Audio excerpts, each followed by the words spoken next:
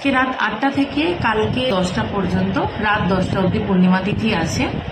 প্রচুর ভালো ভালো প্রদীপ জ্বালানো এবং বিভিন্ন ভালো ভালো ম্যানিফেস্টেশনের টোটকা রেমেডি আমার পেজটা খুঁজলে তোমরা প্রচুর পেয়ে যাবে।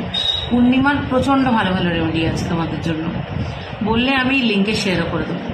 কিন্তু আজকে আমি যে তোমাদেরকে টোটকাটা পূর্ণিমার জন্য বলবো সেটা একদম অন্যরকম, একটু ডিফারেন্ট। অনেকেই জানো, কিন্তু আজকের টোটকাতে তোমরা যারা প্রদীপ জ্বালাতে চাইছো তারা তো যে কোনো একটা ভিডিও দেখে যেটা ইচ্ছা করে নিতে পারো, বাট এটা যেটা বলবো এটা হচ্ছে যাদের ইমোশনাল প্রবলেম চলছে, যারা মনের দিক থেকে খুব ভেঙে আছো, যাদের ভীষণ মানসিক কষ্টে আছো, যারা ইনফ্যাক্ট যারা যে কোনো ধরনের ট্রমা, অ্যাংজাইটি, স্ট্রেস, ডিপ্রেশন, যে কোনো ধরনের সমস্যা ফেস করছো, মেনলি এটা তাদেরকে আজকে বলছি।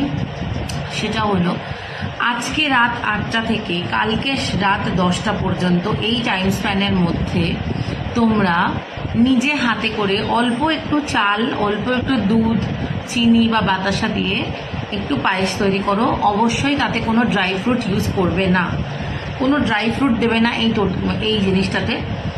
এই যে পায়েসটা তৈরি হলো খুব অল্প করে বানাবে, কারণ এটা যার জিনিস সে বানিয়ে খাবে, বাড়ির অন্য কেউ খাবে না।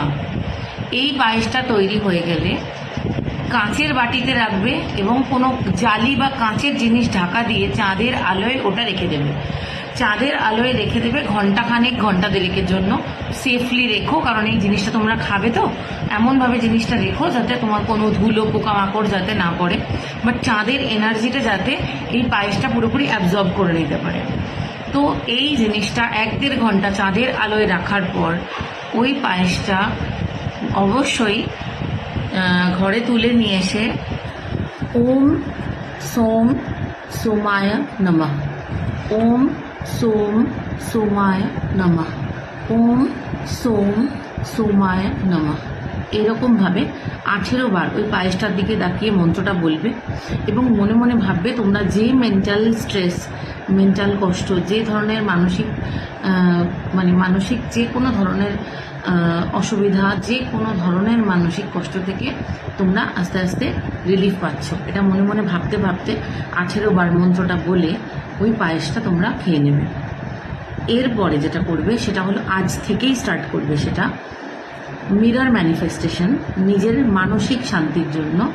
সেটা হলো আয়নার দিকে তাকিয়ে আজকে থেকেই স্টার্ট করবে, আইদার রাত্রেবেলা শুতে যাওয়ার একদম আগে অথবা সকালে ঘুম থেকে উঠেই।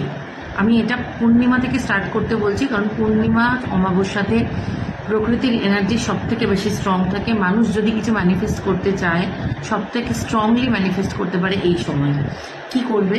আয়নার দিকে তাকিয়ে আইদার রাত্রিবেলা শুতে যাওয়ার সময় অথবা সকালে ঘুম থেকে উঠে ফার্স্টে তোমরা আয়নার দিকে নিজের চোখে চোখ রেখে তাকিয়ে বলবে, আমার কোনো প্রবলেম নেই, আমি খুব ভালো আছি, আমি খুব শান্তিতে আছি, আমার লাইফে কোনো সমস্যা নেই।